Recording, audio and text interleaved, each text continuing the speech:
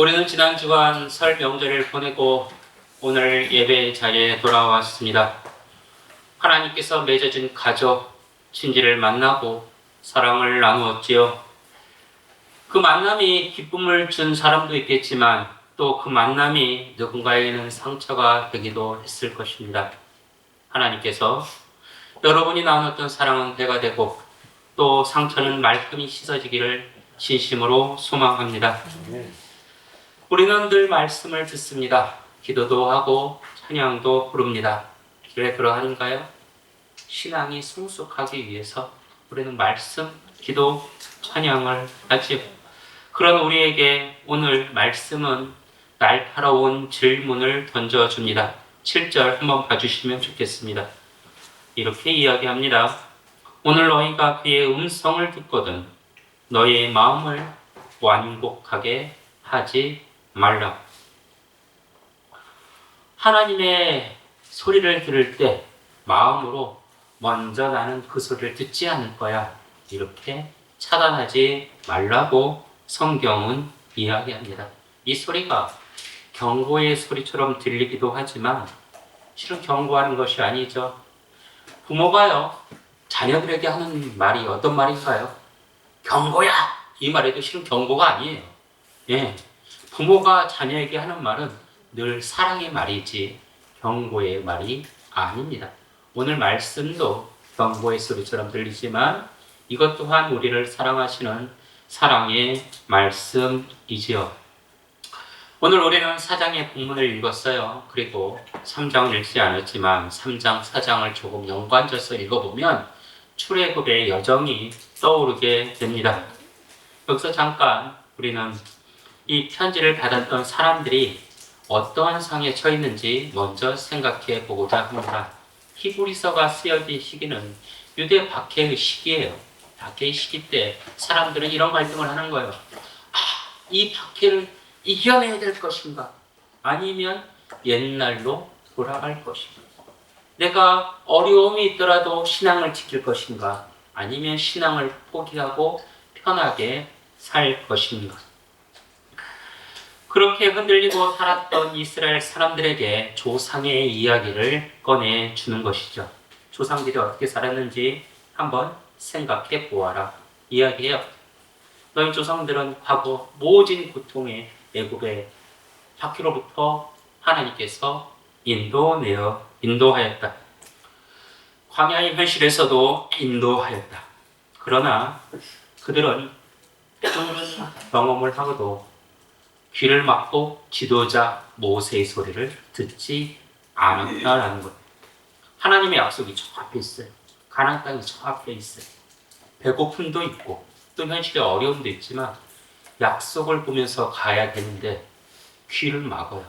귀를 막고 지도자의 말을 듣지 않아. 지도자의 말을 듣지 않으면 하나님의 소리를 들을 수 없다. 성경은 이야기하고 있습니다. 히브리서 기자가 오늘 우리에게 이렇게 얘기하죠. 오늘 너희가 그의 음성을 듣거든.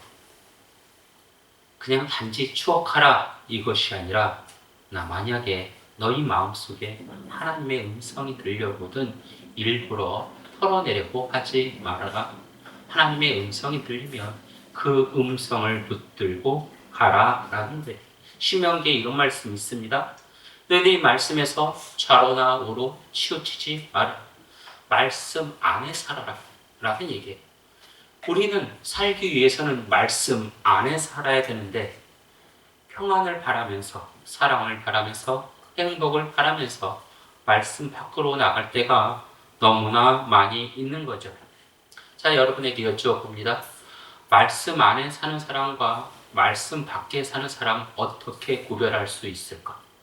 우리들은 이렇게 표현해요. 저 사람은 믿음 있는 사람이야, 믿음 없는 사람이야. 이것을 어떻게 우리는 구별할 수 있을까? 저는 목사로서 많이 고민을 해봅니다. 어떻게 알 수 있을까? 이거죠. 내 뜻을 앞세우는 사람은 믿음이 없는 사람. 하늘의 뜻을 앞세우는 사람은 믿음이 있는 사람. 나만을 생각하는 사람은 믿음이 없는 사람. 더불어 살아가는 우리라는 공동체를 중요시 여기는 사람은 믿음이 있는 사람. 이 이야기를 성경은 하고 있습니다. 그러면 우리라는 마음을 어떻게 가질 수 있을까요? 가만히 있으면 꾸준하게 우리라는 마음을 가지면 좋겠지만 우리의 마음은 연약해서 늘 넘어지기 쉬워요. 그래서 저도 가만히 있으면 제 욕심을 채우게 되더라고요. 근데 기도하고 말씀을 묵상하면 잘못됐지라는 것을 깨닫게 돼요. 하나님 앞에 믿음으로 바로 서기 위해서는 기도를 해야 된다. 말씀을 묵상해야 된다. 너무나 당연한 것 같지만 실은 이 말이 맞는 말이에요. 청개구리가 죽을 때 어떻게 얘기해요? 엄마 말이 맞았어. 이렇게 고백을 하는 거예요. 뒤늦게 후회해봤자 소용이 없습니다. 우리 교회에 이렇게 건물을 샤시까지 잘 해놨는데 저 현관문 쪽으로 틈이 있어요. 틈이 겨울에 바람이 틈사이 샥 들어오고 이 바람이 예배당 안까지 들어와요. 옛날에 우리 조상들이 문을 탁 닫아놨는데 틈으로 바람이 들어왔어요. 그 바람은 무슨 바람이라고 하던가요? 황소바람 이렇게 이야기하지 않나요? 황소바람이 들어와요. 문은 큰데 틈은 작은데 이 큰 문보다 작은 틈으로 들어오는 바람 때문에 방 안의 공기는 따뜻해질 수가 없는 것이죠. 우리 마음이 큰데 마음을 조금이라도 열어놓으면 이 들어오는 바람으로 인해서 우리 마음의 평화가 사라지게 되는 것이죠. 그래서 마음을 단단히 동염해야 한다고 성경은 이야기하고 있습니다. 우리의 영적인 믿음이 흔들리지 않도록 우리의 마음을 무엇으로 동염해요? 기도와 말씀으로 동염해야 된다. 너무나 단순한 것 같지만 사람들은 이 단순함을 그냥 가볍게 여기는 경우가 많습니다. 어떤 사람들은 이렇게 생각해요.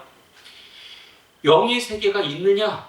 난 눈에 보이는 것만 믿겠다. 이렇게 말한 사람들이 간혹 있잖아요. 이번 명절에 혹시 음식이 부족해서 싸운 가정 있으신가요? 옛날에는 음식이 부족해서 싸웠잖아요. 나 더 먹을래. 이러고 싸웠어요. 고기나 더 먹을래. 나 과일 더 먹을래. 이러고 싸웠어요. 저도 어렸을 때 1년에 고기 딱 4번 먹었어요. 네. 설날, 추석, 아버지 생일, 그리고 뭐 특별한 날 하루. 그 고기도 어때요? 수영하는 고기를 먹었어요. 네. 고기를 거의 못 먹었어요. 근데 요즘은 음식 때문에 싸우는 가정이 없어요. 뭐 때문에 싸울까요? 마음이 차가워져서 이 차가운 마음으로 걸쳐서 나오는 말 때문에 싸우는 거예요. 사람이 이 명절의 상처를 뭐 때문에 받아요? 음식이 없잖아. 이것 때문에 상처 안 받아요. 지적하는 말, 생각 없이 나오는 말, 이런 말들 때문에 상처를 받아요. 그래서 우리는 이 모습을 통해 알 수 있죠. 영이 참으로 중요한 거고, 내 안에 영이 중요한 거고, 내 안에 영을 지키지 못하면 내 입술에 나오는 말이 활이 되고 독화살이 되는구나. 우리는 이것을 알 수 있는 것이죠. 우리 삶의 문제는 현실의 문제보다도 실은 영적인 문제 때문에 나오는 경우가 많이 있습니다. 이스라엘 사람들이 수많은 기적을 경험해요. 가 갈라지고 10가지 재앙이 나고 만나 메추라기가 있고 저쪽에 불기둥, 구름기둥이 막 인도를 해요. 기적을 막 보아요. 그런데 그들이 약속의 땅에 들어가지 못해요. 왜 그래요? 기적을 내 믿음과 연결하지 못했기 때문에. 여러분이 살아온 것이 기적이잖아요. 오늘 우리 노란 집사님이 감사의 기도를 잘하시더라고요. 들을 수 있으면 감사하고, 볼 수 있으면 감사하고, 할 수 있으면 감사하고. 우리들은 하나님의 기적을 수없이 경험을 하는데 그것을 믿음과 연결시키지 못하는 경우가 많이 있어요. 4장 2절 여러분 한번 봐주시기 바랍니다. 들은 바 그 말씀이 그들에게 유익하지 못한 것은 무엇 때문이라? 믿음과 결부시키지 아니함이라.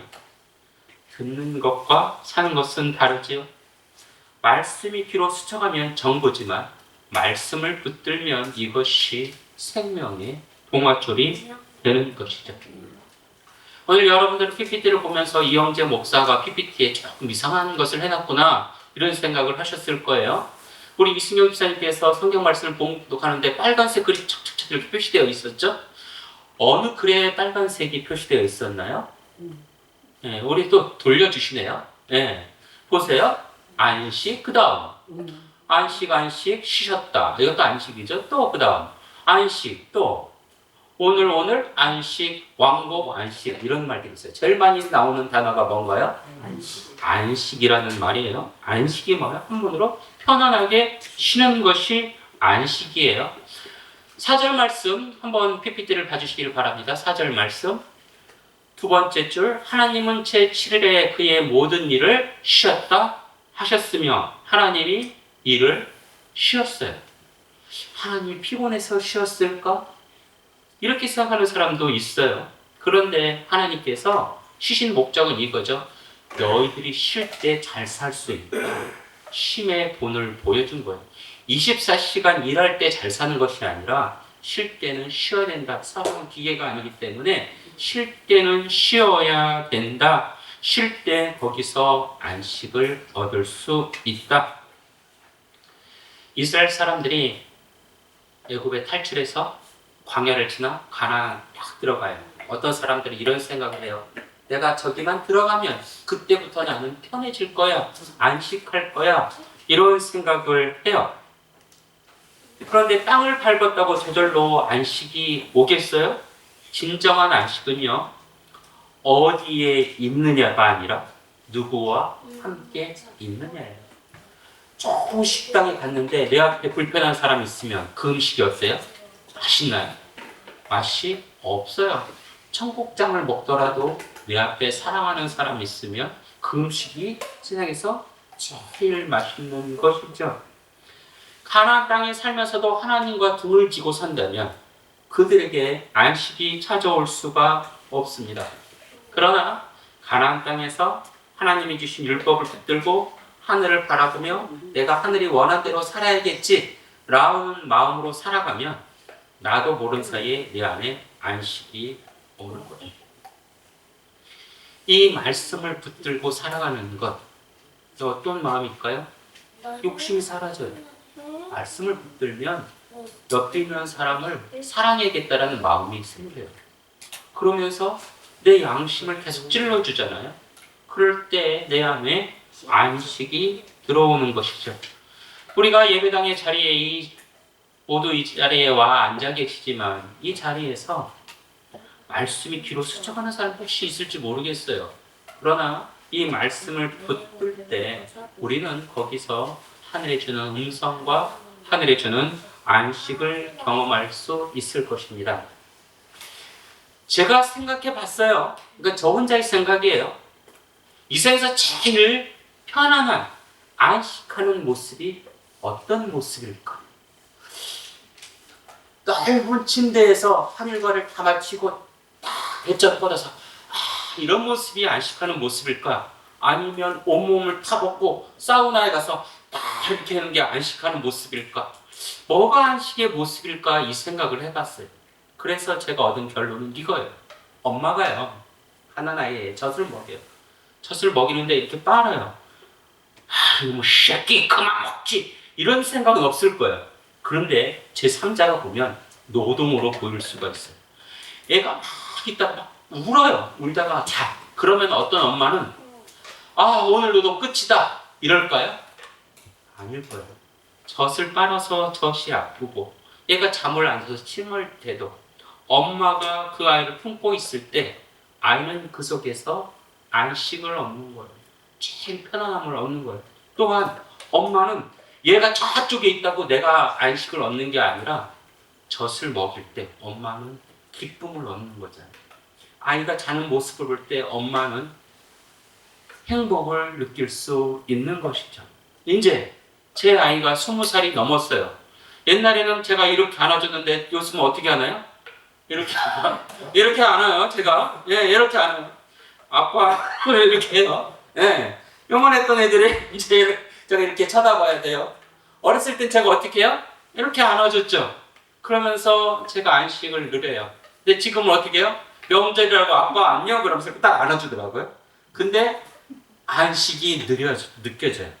안식은 누가 안고 있느냐 이거 중요한 게 아니라 사랑하는 마음으로 안고 있느냐 이것이 중요한 것이죠. 젖을 먹이고 얘가 칭얼대도 그것은 행복인 거예요. 그 행복을 누리고 싶어하는 사람들이 얼마나 많이 있는지 모릅니다. 7절에 보면 이렇게 나와요. 7절 여러분 한번 봐주시길 바랍니다. 7절 보면 뭐가 표시되어 있나요? 오늘이라는 단어가 있죠. 오늘이라고 미리 이같이 일렀을 때 오늘 너희가 그의 음성을 듣거든 이렇게 이야기하고 있습니다. 오늘을 강조하고 있는데요. 광야에서 살았던 사람들이 이렇게 얘기해요. 이제 말씀을 붙들고 살아라. 그랬더니 아이고 지금 얼마나 힘들지 알아요. 조금 더 있다가요. 환경이 좋아지면요. 상황이 정리되면요. 이렇게 말하는 것이에요. 저는 다른 목사님들과 조금 다르게 집사로도 살아봤어요.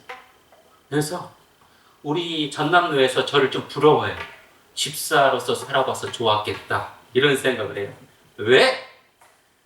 평신대 마음 그래도 어느 정도 알잖아. 이렇게 저를 좀 부러워해요.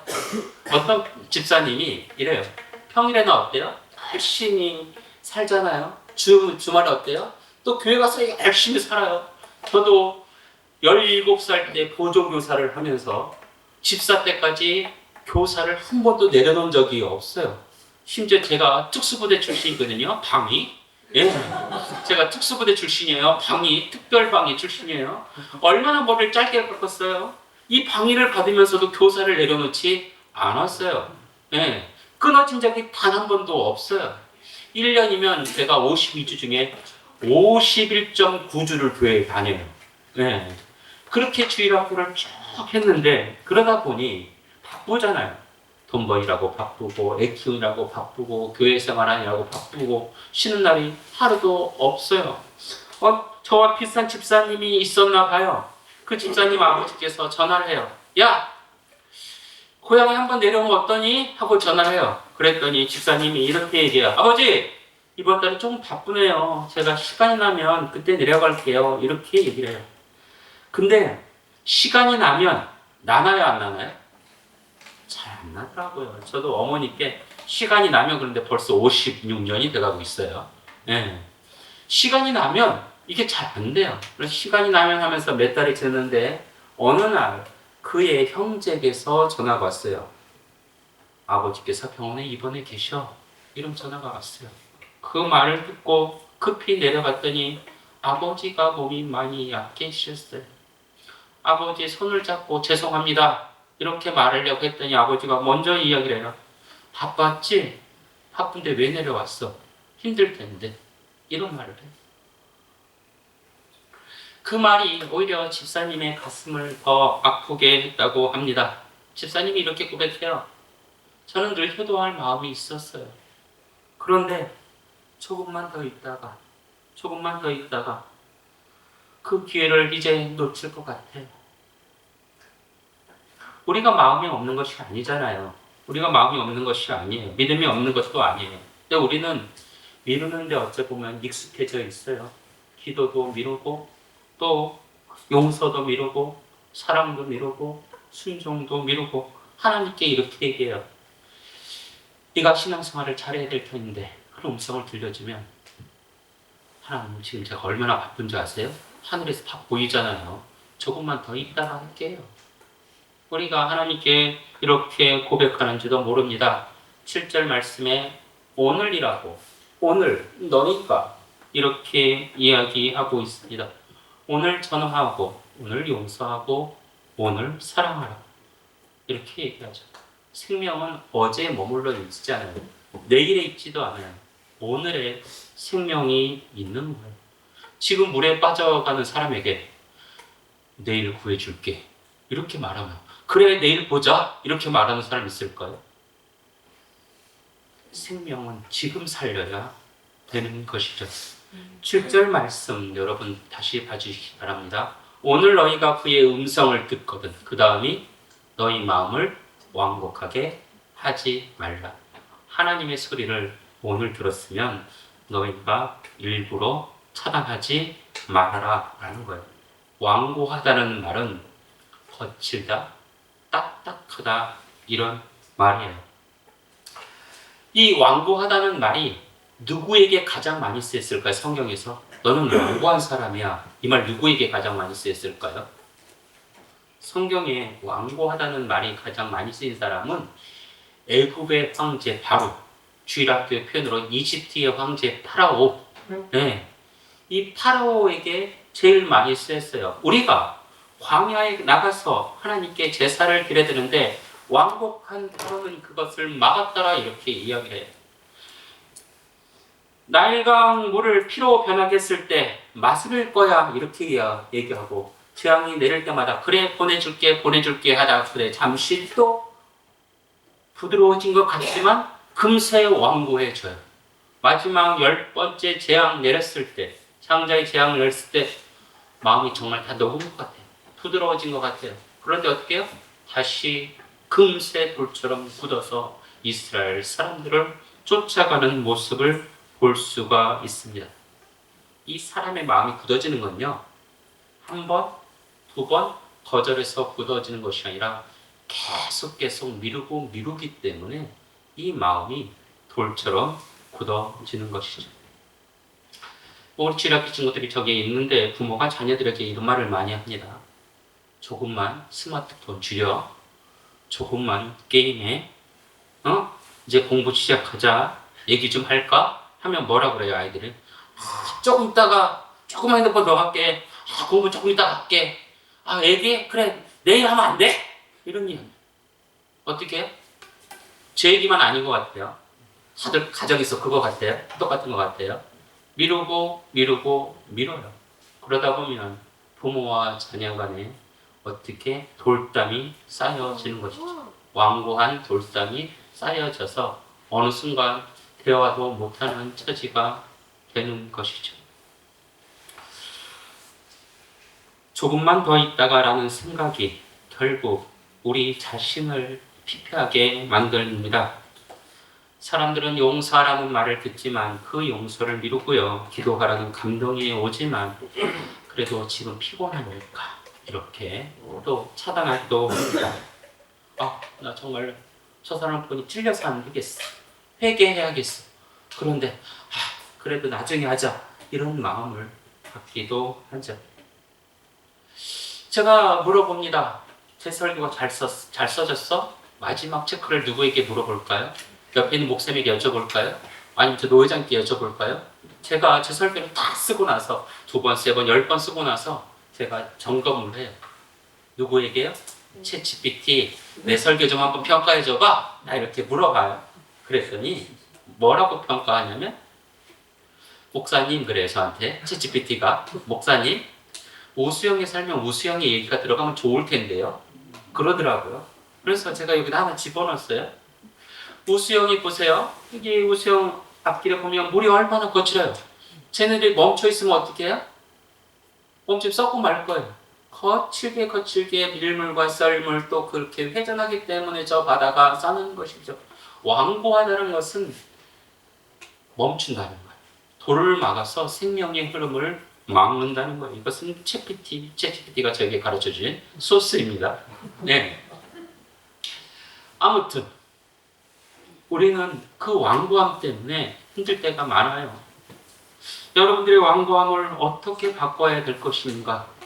하나님 앞에 나아감으로 바꿔야 한다. 이 성경은 이야기합니다. 기도하게 하옵소서, 말씀을 듣게 하옵소서, 사랑하게 하옵소서. 그것이 오늘 이루어지기를 소망합니다. 그리하여 하늘의 은혜가 넘치시길 진심으로 축원합니다. 기도드립니다. 생명의 근원이신 아버지 하나님, 설 명절 보내고 예배 자리에 다시 모여 서로의 영혼의 맥박을 확인하게 하여 주심에 감사드립니다. 우리 마음이 시멘트처럼 굳어지지 않게 하옵소서. 내일 하겠다는 미움의 핑계에 대해 숨지 않게 하여 주옵소서. 우리의 마음이 교만, 자기 합리화라는 굳은 살을 제거하는 삶의 자리가 되게 하여 주옵소서. 그리하여 우리가 숨쉬고 이웃도 숨쉬고 모두가 숨쉬는 아랫목이 되게 하옵소서. 예수님 이름으로 기도드립니다. 아멘.